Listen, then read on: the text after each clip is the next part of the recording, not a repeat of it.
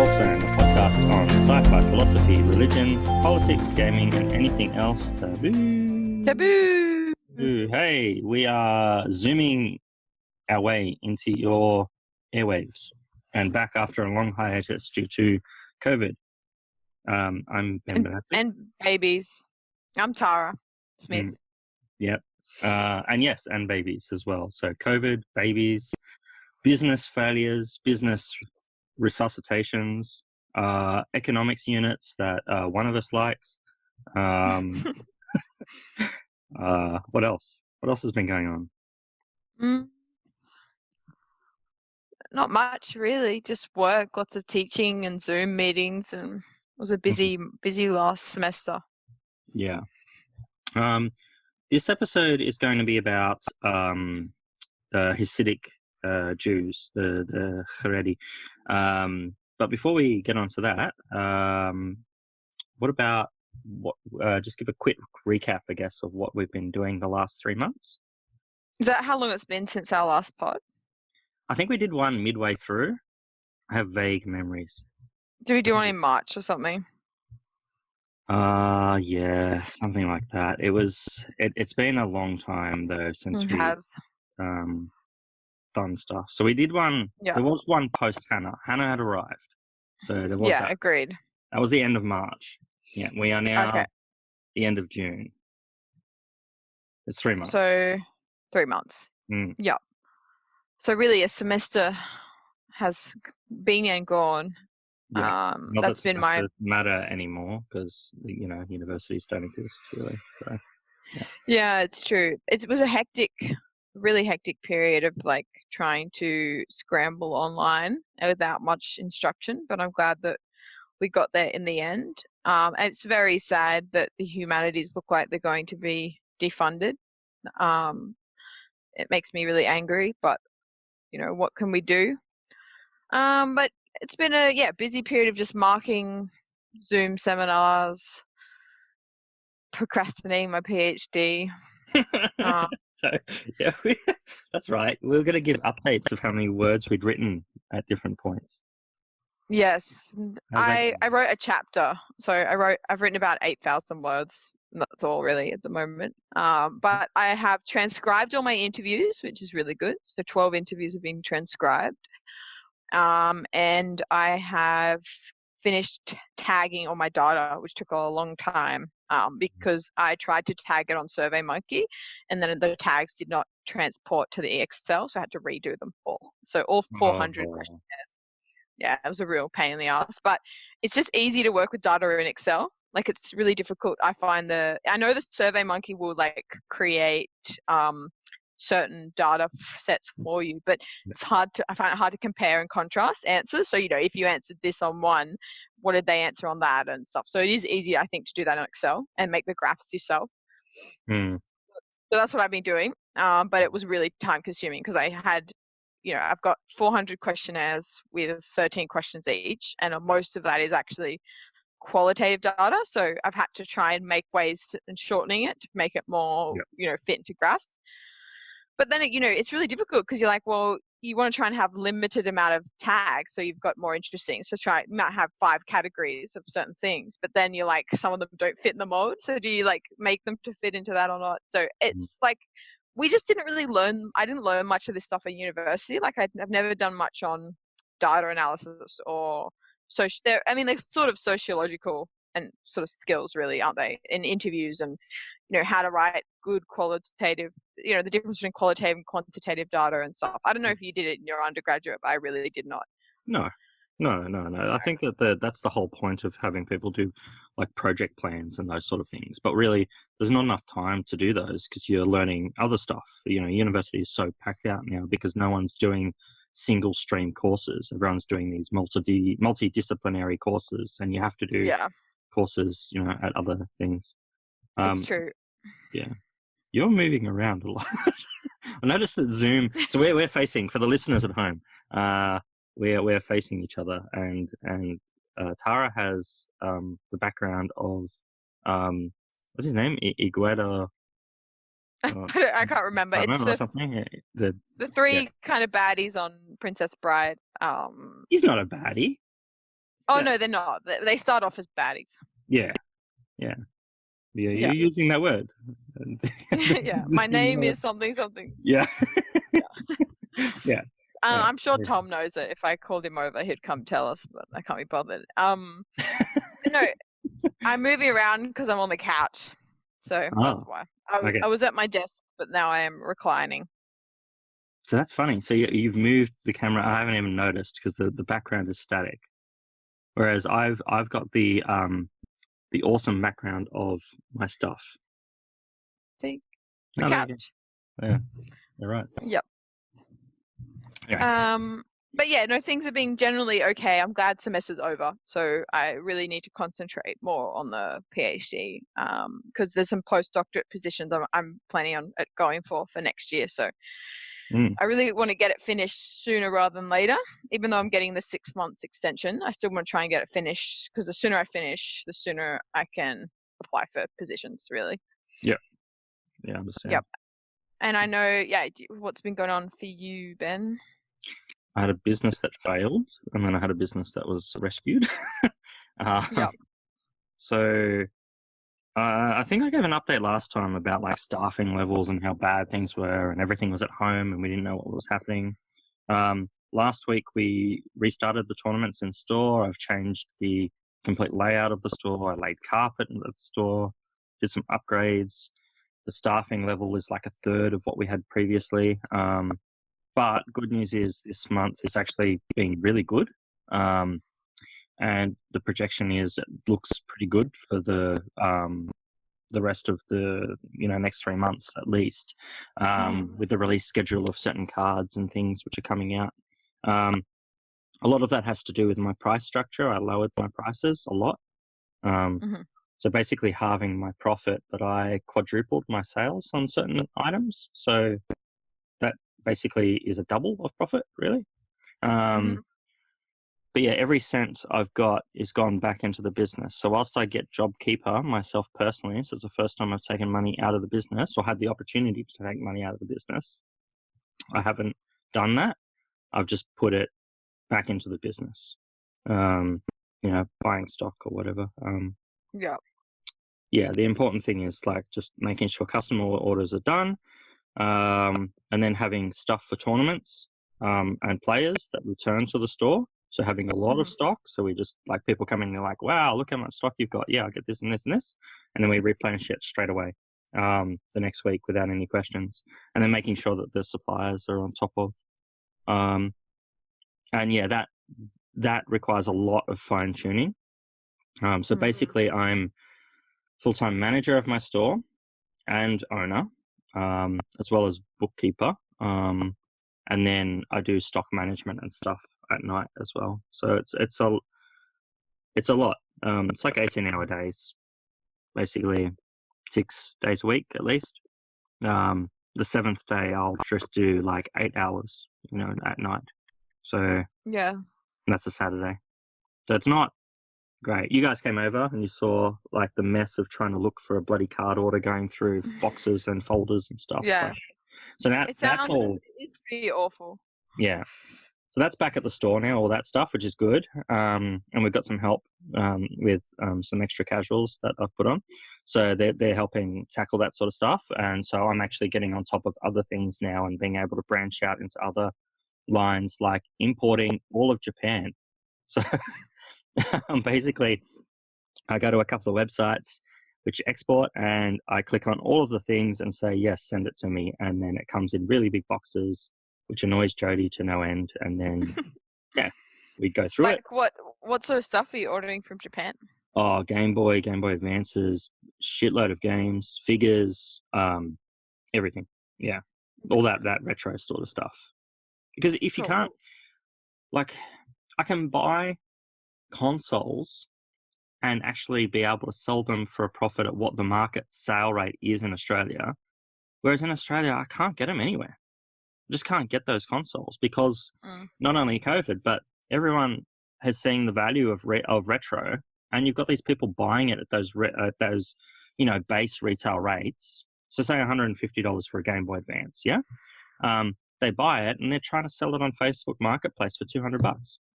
Yeah. Like, I can't then sell it for 200, because then it's going to keep pushing the price up further and further and further, and that's detrimental for me in the long run. So I need to keep trying to sell it low. Yeah, but I need a supply line.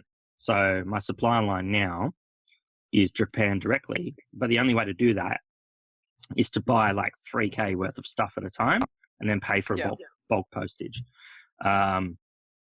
And because of that, I end up with these massive big boxes of 25 kilos worth of stuff, and you open it up and it's just like, sunshine and happiness all over our lounge room. Or as Jody prefers to call it, fucking shit. Yeah. But it's good. It's fun. I like that sort of stuff. I like retro games. So yeah. Well, it makes sense that you're kind of specializing in that, because I mean, like, you got to look at ways, I guess, to differentiate your store from other gaming stores, right? Absolutely. Yeah. And that's probably why we won't get the PlayStation 5 in store. You're not going to get it.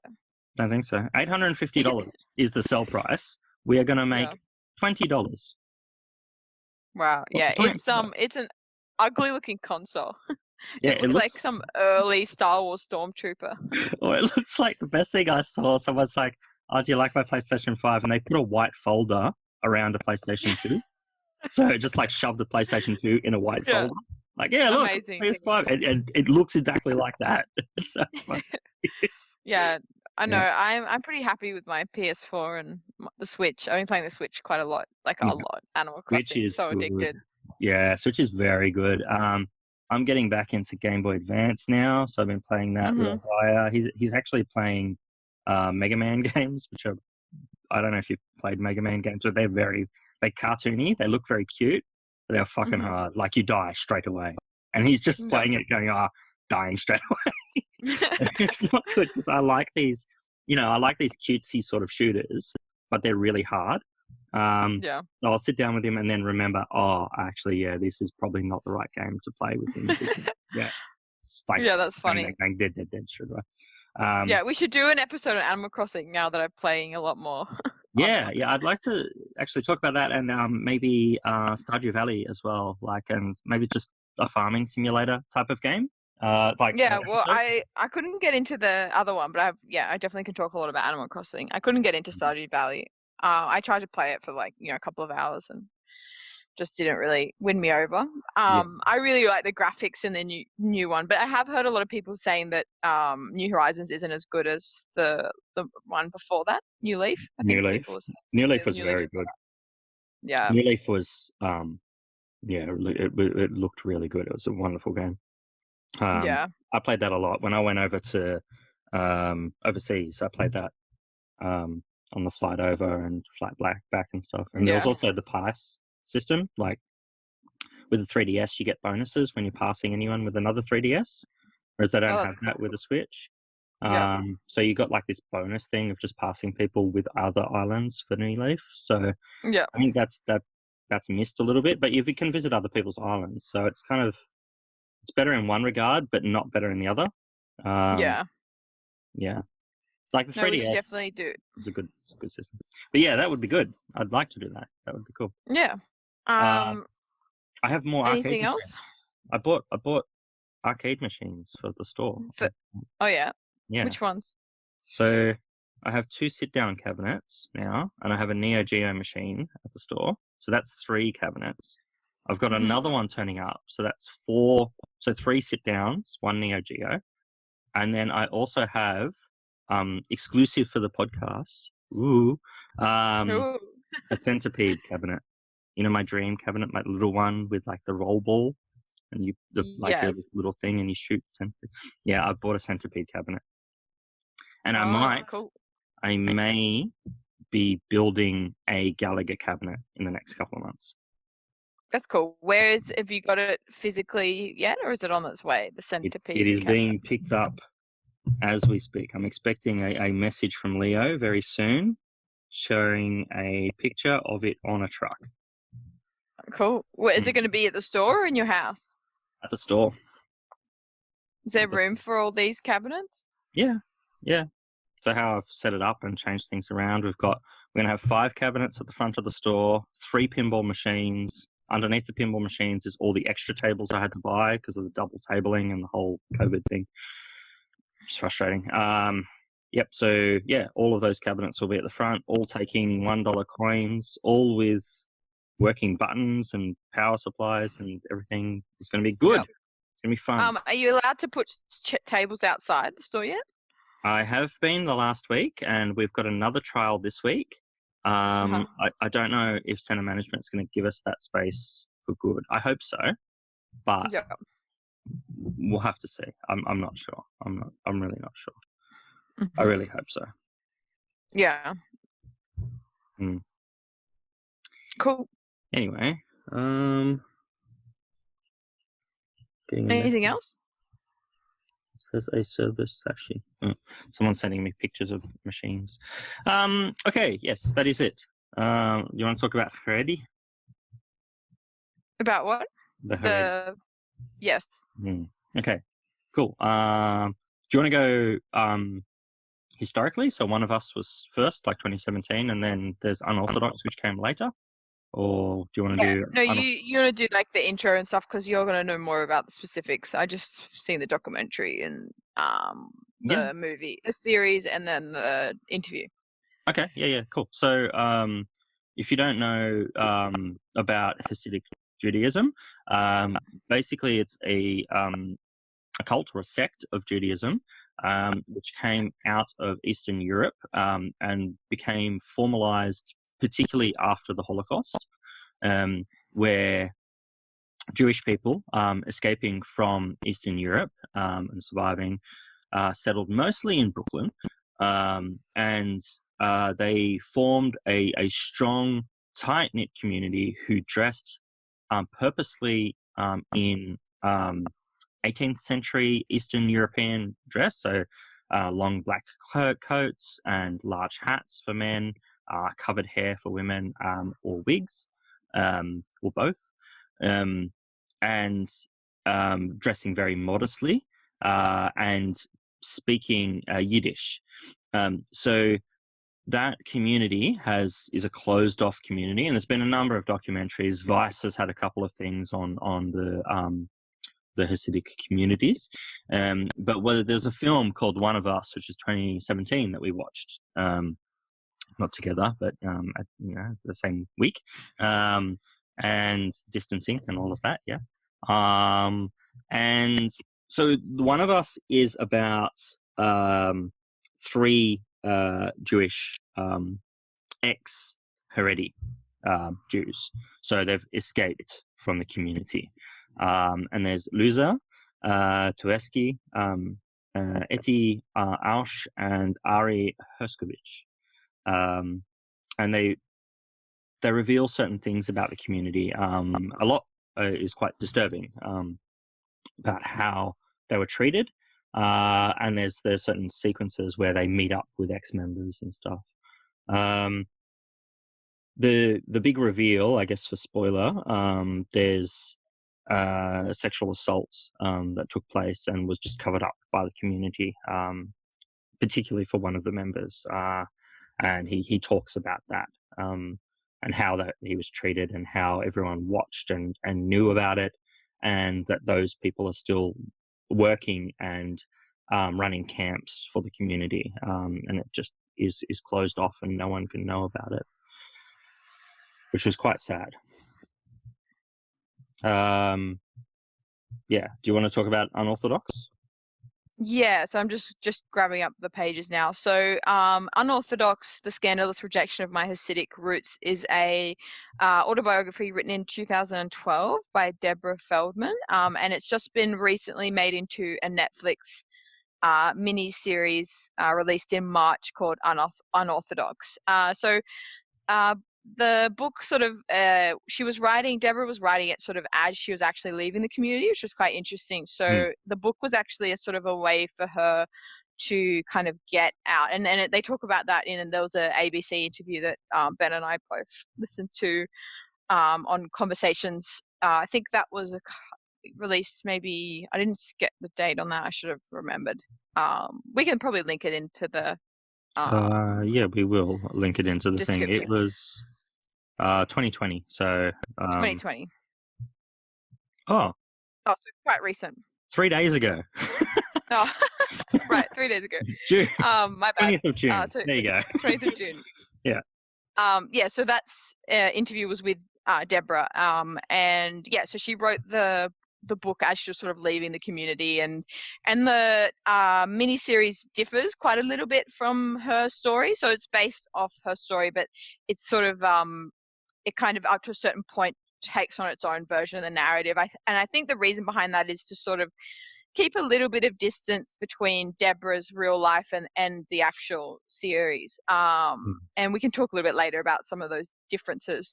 But all the flashbacks that are happening in Unorthodox, the Netflix series, are from Deborah's account.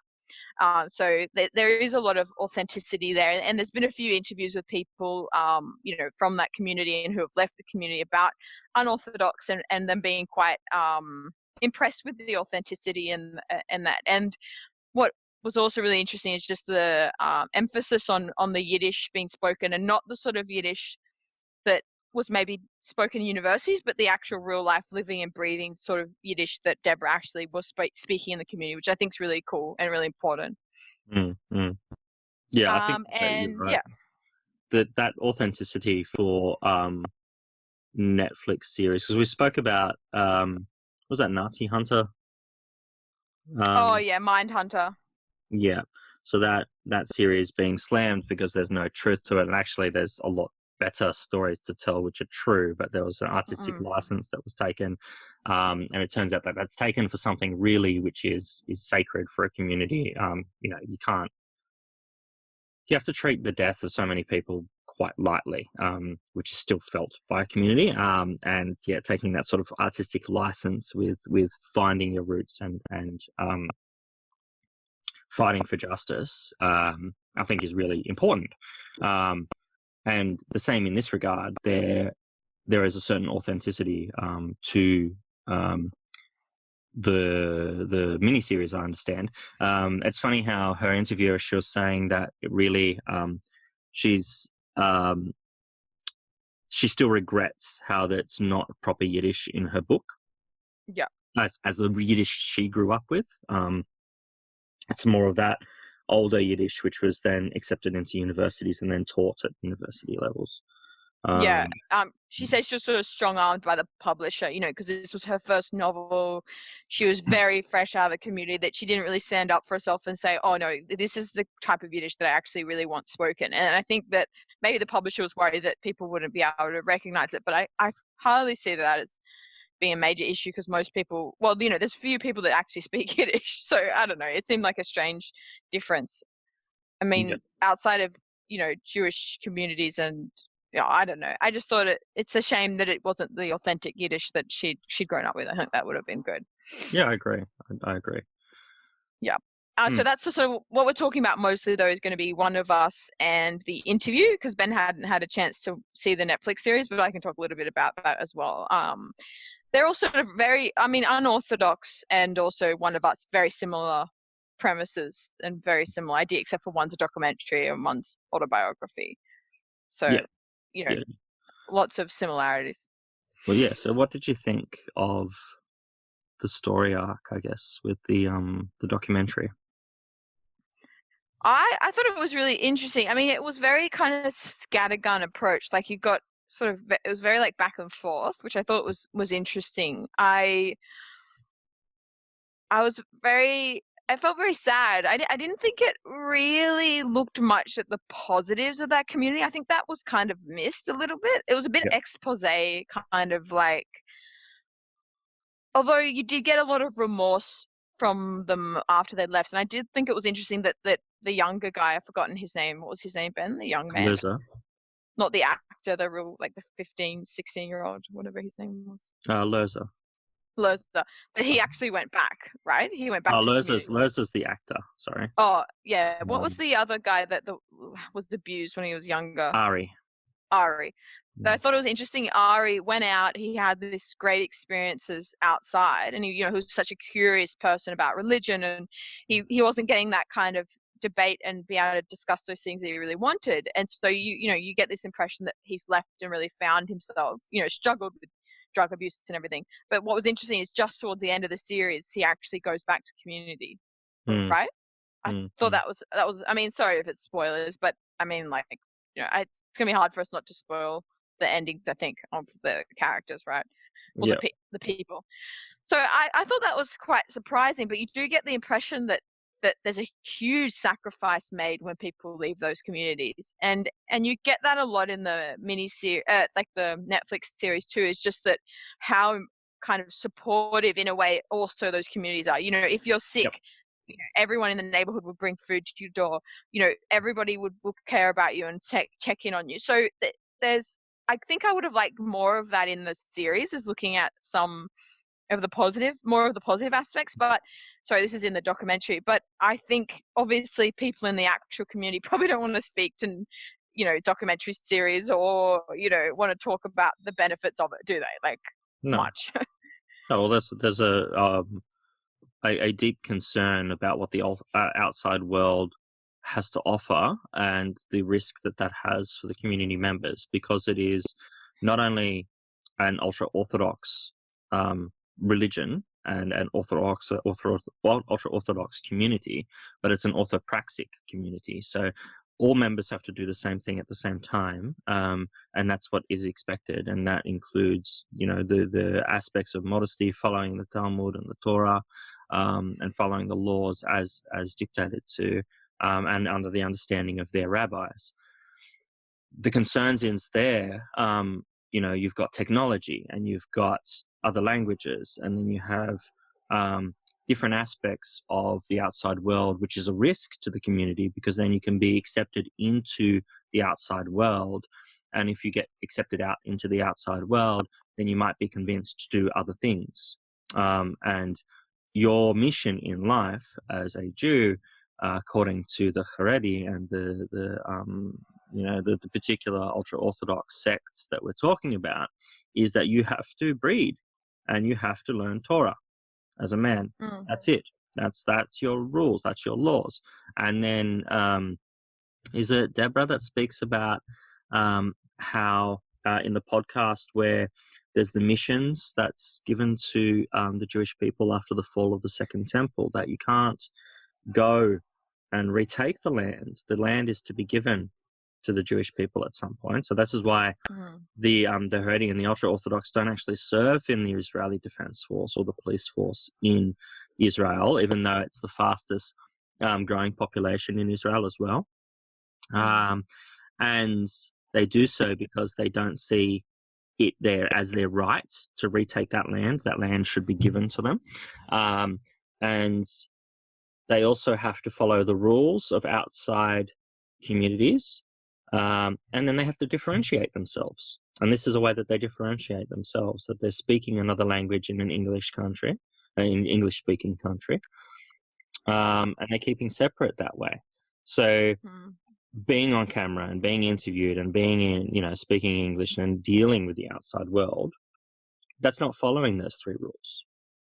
No, definitely. Time should be spent better. And I think I'm sorry.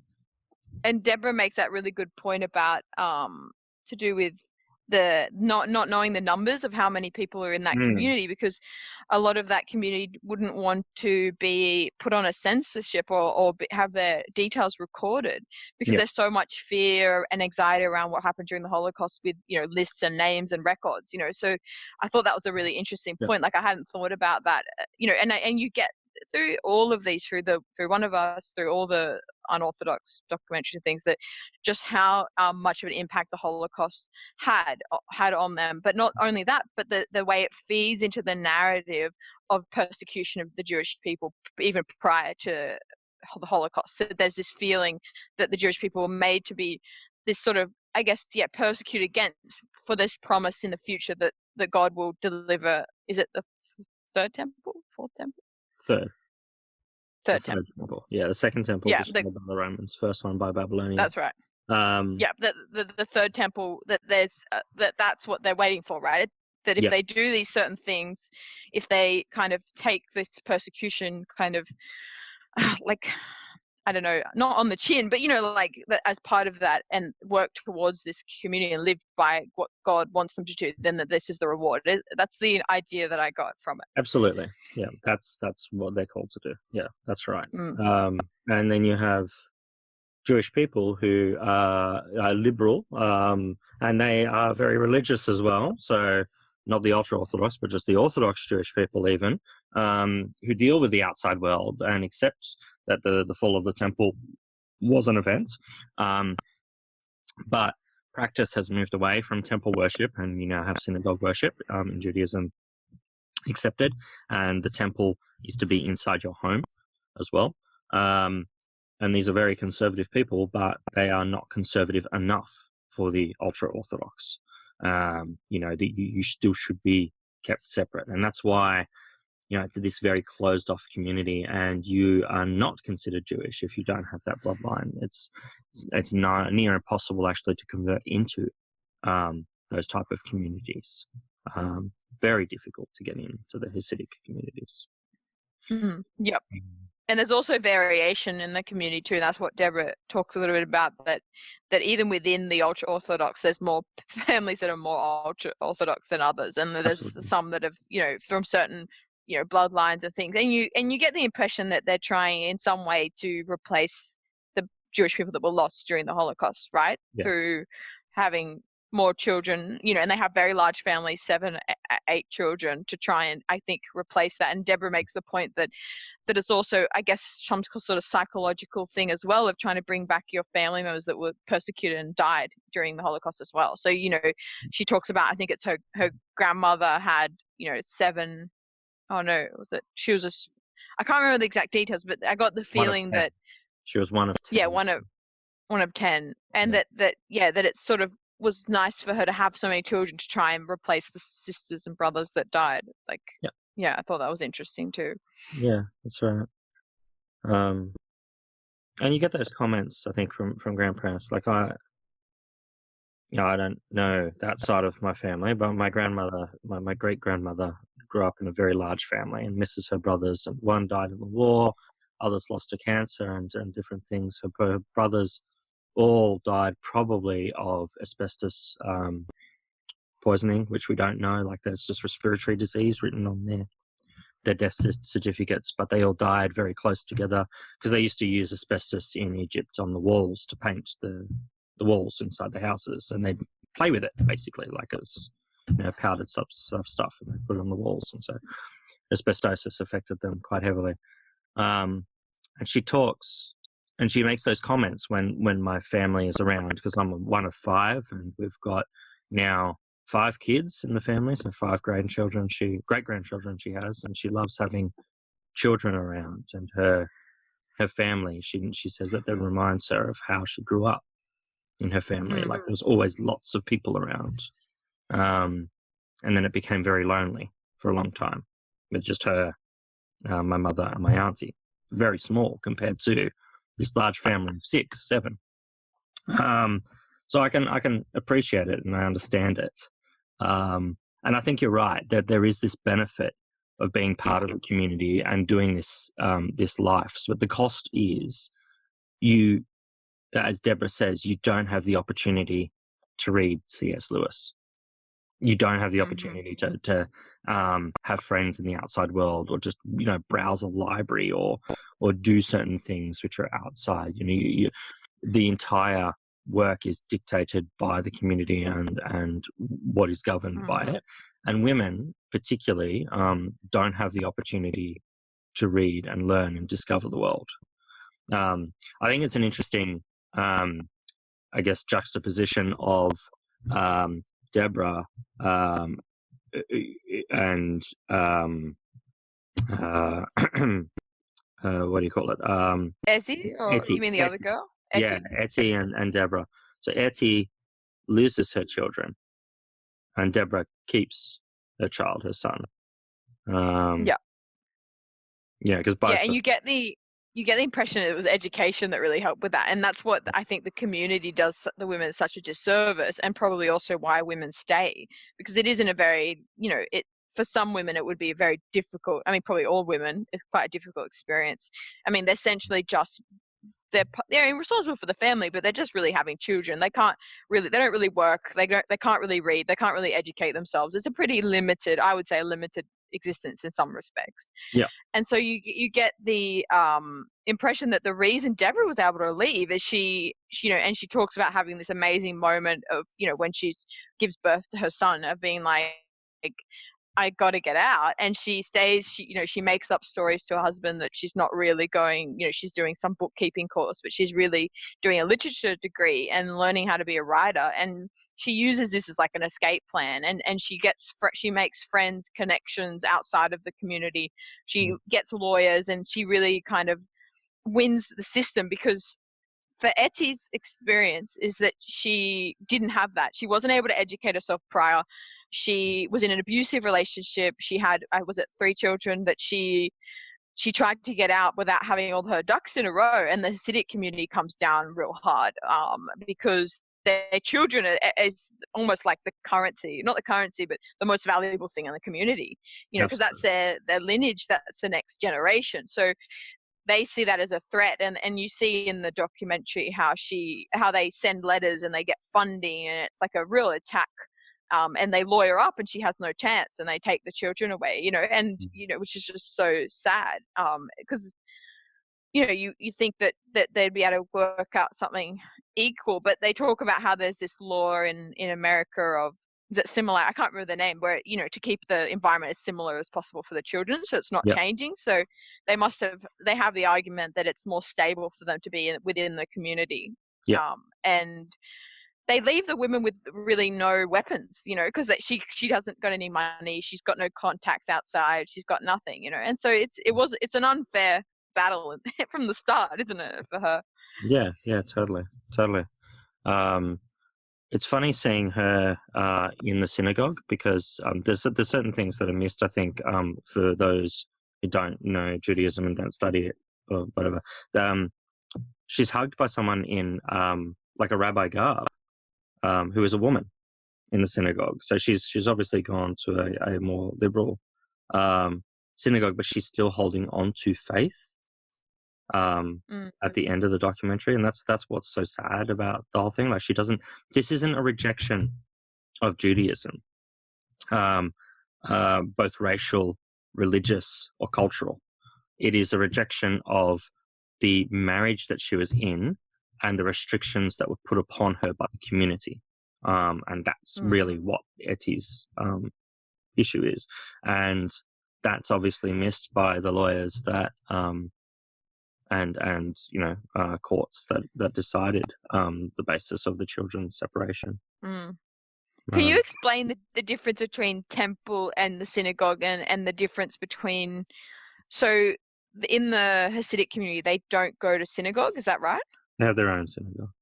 They have their own synagogue, separate. But there's obviously a woman can't be like a rabbi, right? In their community. No. Yeah, that's right. So seating is different. Seating separated as well. But then there's also going to the synagogue for study. So that means like you're going to the study halls, which are usually attached to the synagogue. You wouldn't do it inside the synagogue place. And you're studying Torah there. And that's the images you see sometimes on TV of bearded boys, or with the locks, looking over these old books, and just reading and doing this rocking back forth motion. So that's studying of Torah, studying of law, is both the Torah on the Tanakh, and then the Talmud, so the books of Judaism inside the synagogue. That opportunity is not given to women in Hasidic communities. Yeah, but is it outside of the Hasidic communities? Can women study or not? Yeah, definitely. Yeah. So it depends on the community as to whether, like, so Reformed Judaism, yeah, absolutely. Women rabbis for seeing over marriages and studying Torah, absolutely, that's fine. So the more liberal you get for Jewish religions, then yes, it's more looks like for Christianity, I guess more for Protestant religions. But just like in Christianity, where you have Orthodox religions, you have, Greek and Antiochian Orthodoxy, where you have mixed seating of women, and women do fill certain roles in the church but aren't the head priests. There are certain other churches, such as Coptic or some Russian, and even actually some Greek Orthodox churches, depending on what bishop they follow, will have separate seating for women and men, and more restricted roles. And there's even some sects of Christian Orthodoxy where women have to have their head covered as well. It's following an Eastern European practice, and it's a cultural practice. It's not quite a religious practice. And then that exists the same way for Judaism, in the same way. So there's almost this rainbow of different types of Jewish religions. Yeah. I also thought that, like, when I was watching, I was like, if only they could just, like, kind of relax a little bit, these communities, like, just, allow women to read and allow, women the internet and like a few things. And then I thought, then why would people remain in the communities? And that's the thing that they have to try and control, right? Is because if they let people choose, that people probably wouldn't choose to stay. So they have to be very strict on the dress code, very strict on who is married in. And do you think? It's not just about what people are staying. It's what people will want the community to change to. Because if you can choose whatever dress sense you want, then why can you not choose whatever language you speak? And then why can you not read whatever you like? So then it becomes this snowball effect, and then it ends up with, well, then there would be no difference between us and them. And that's what we're called to do. We're called to differentiate ourselves from that other community. Like, by all means, agree with the laws and follow the laws of that community, but we are Jewish people. That's their mindset, that we need to be separate for the purity of our religion. So it's not a purity of race, but it's a purity of our religion and our cultural heritage and our very own existence, which was sought to be systematically wiped out. And this is where you get the wraparound back to the Holocaust. And it's this constant thing of, well, the answer then is, well, look at this event that happened and how bad it was. There's been academic studies into Hasidic Jewish communities and religions that say, because of the drop in numbers, there was a chance that Ultra Orthodoxy would not have existed in the modern era if it would not have been for Hitler.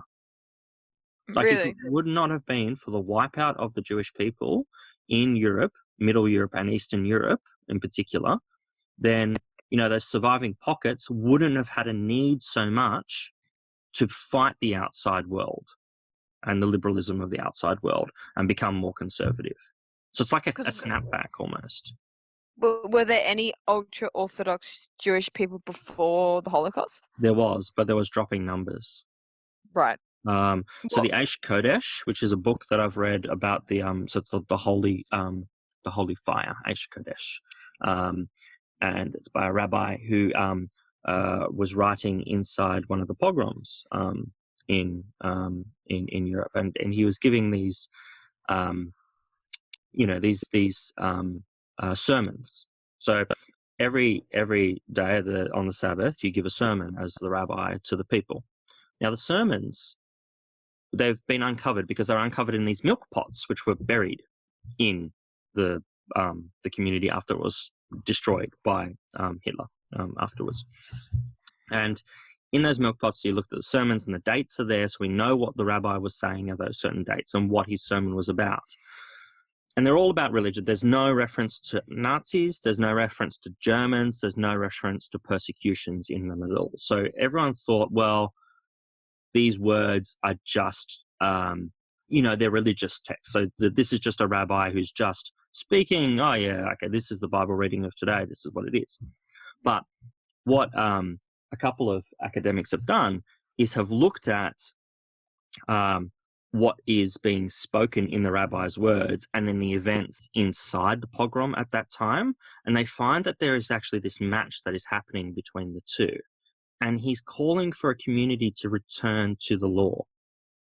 based upon these events that are taking place, and he's referencing with more and more concern about what's happening.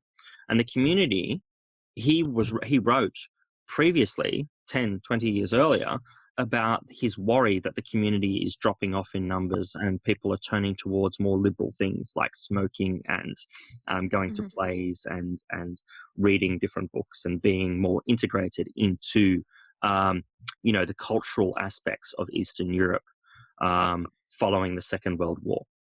So yeah, I think that there is some merit actually to what those academics are saying, that there would have been a higher chance actually of ultra orthodoxy actually not existing if it would not have been for the Holocaust.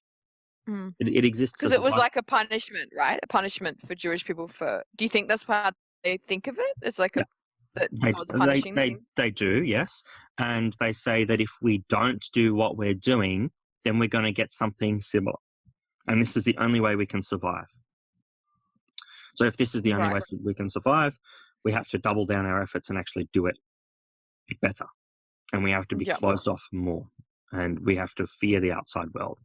And yeah, because of that, then it locks into the community more. People can become more adherent towards the law. And then it just due to the nature of having lots of children, it increases the numbers that way. Yeah. Oh, I like the description about the hats. Like I've read a lot about the hats. So what's the Jewish name for them?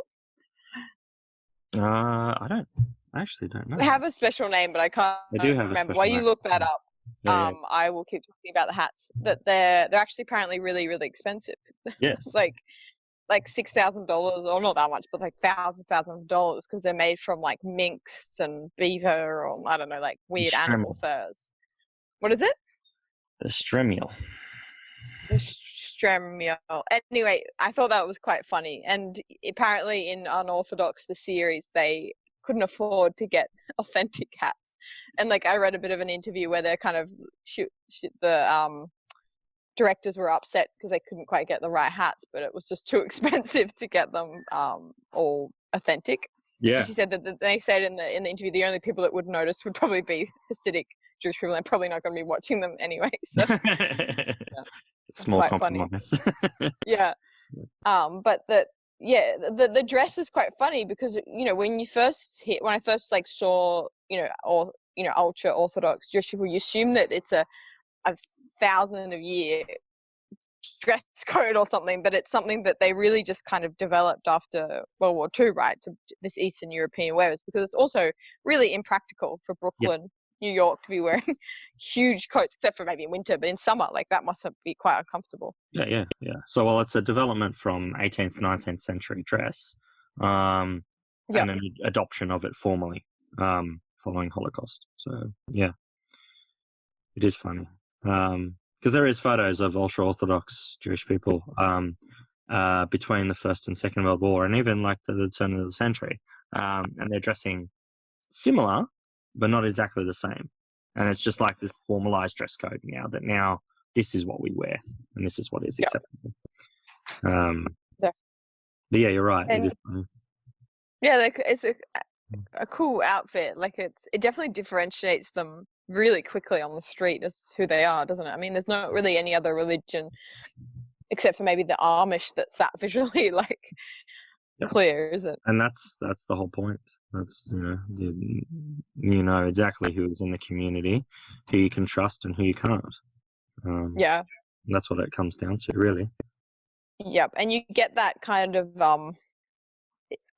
in Deborah's interviews, you get that they really looked like the community really looks at outsiders as being, there to oppress them, right? Like that it's sort of us and them very clearly demarked. Yeah, definitely.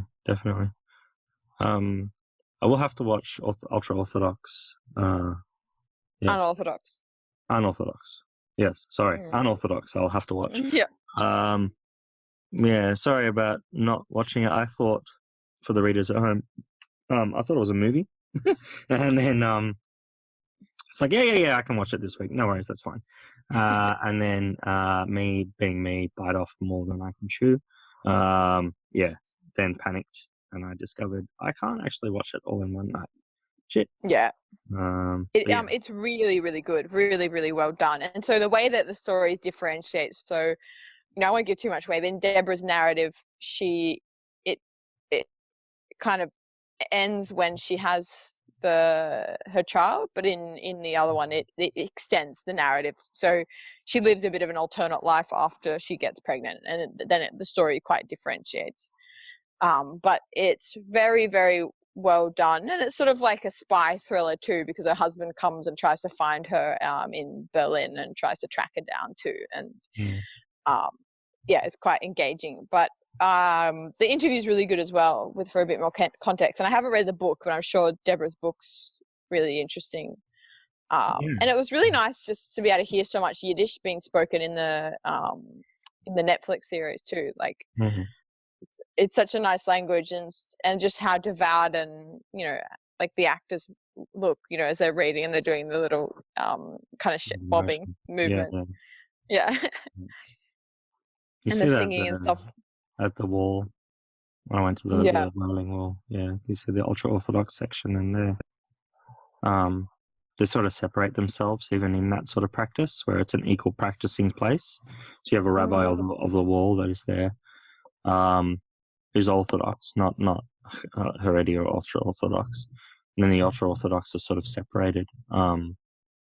Yeah, it's interesting. So what is the main differences between like Ultra Orthodox and Orthodox Jewish communities? Like, what would be Ultra Orthodox are purposefully keep themselves separate. They've got more of a connection to bloodline.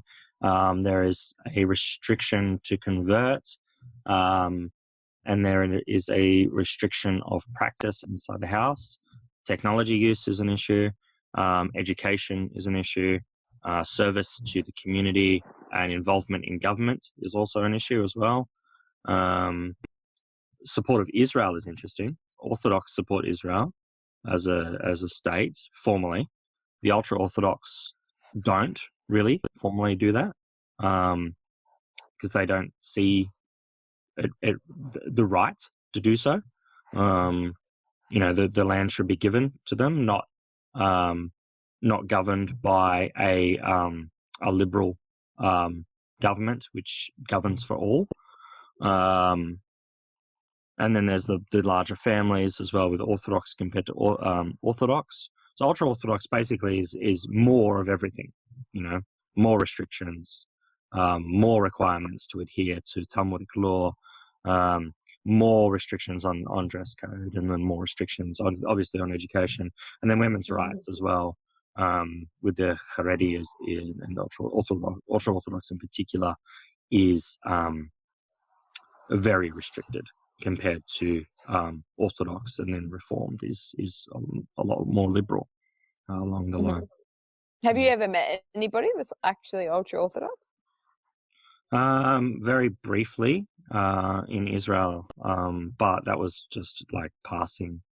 And there's the language difference, which I can't break through. But no, I haven't actually sat down with anyone. I've conversed with lots of Orthodox people.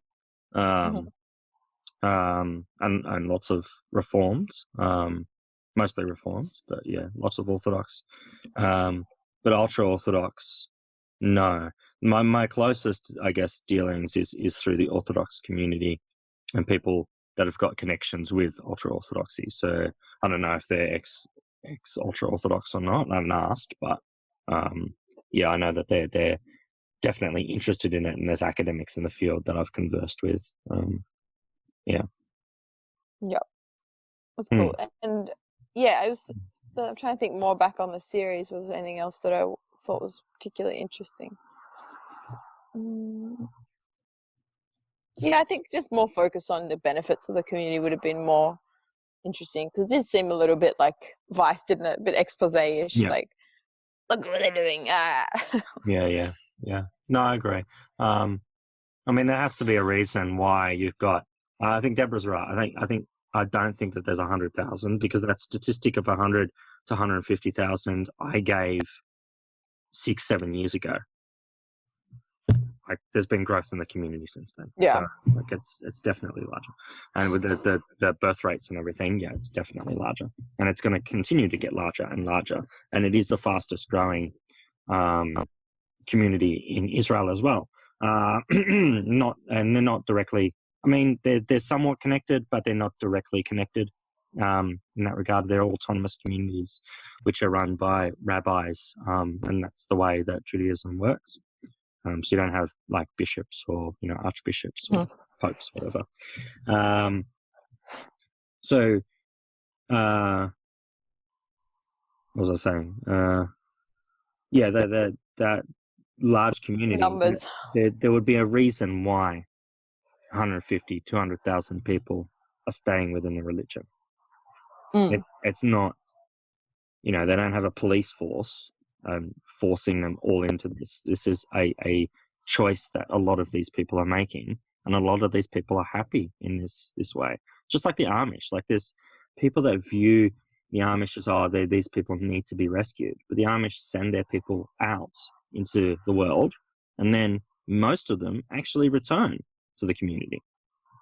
Yeah, definitely. They go on a drink, binge, or and discover the world, and discover that liberalism isn't for them. Definitely, but though I think it would be hard to leave the community though, and as the women in the Deborah shows, is that it is difficult to leave when you have no money or education. Definitely, yeah. But I agree. I think having such a tight knit community there must be huge benefits too, and you get a real sense of loss with all three people that leave in the documentary, just what they're losing, and you can't be out of the community and maintain in contact. You know what I mean? Like once you're out, you are well and truly excommunicated. Yes. You basically no longer exist. Although they do show them coming back, but it seemed like a limited acknowledgement of their existence. Yeah, it's a doorway conversation sort of thing, or street conversation. That's what you're having. You're not having sharing Shabbats and going to the synagogue together and having communal aspects. It's funny actually, in the movie, is it Ari or one of the men, they went to the wedding together, so that was interesting. What wedding? I don't remember. There's in the One of Us, there's a film of the wedding, and they're actually in, like, there's a video, and they're in the wedding together. And he's there, dressed not in the full conservative. Oh yeah. It must have been like a connected family or something like that, and that's why he's got invited. But he's feeling on the outer, and you see, it's funny, like films, how they do these things where they film like the front and the back and stuff. In front, you've got these men with the traditional dress, and there's some liberal. I could see some liberal Jews with them as well, because they've got different kippas and stuff, the hats.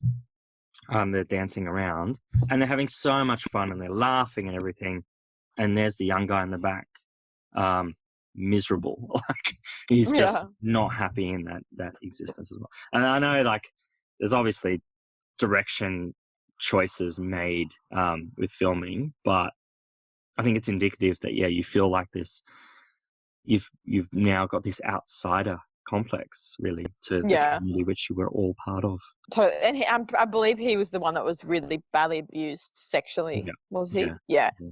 And that it was just sort of totally ignored by the community in some degree. And I'm sure stuff like that does get really unanswered, because they have their own police force too. I mean, they're almost like a law upon themselves, right? And their own ambulance service, and education, everything. Everything is run or sought to be run by the community as much as possible. To try to avoid the outside influence. And you also, with the woman in the series, you see that her joining like this, like, kind of AA meeting for ex members, and there's a huge stigma associated with the meeting. Like it's almost like some horrible entity, like seen as evil, and the shame of even attending the meetings.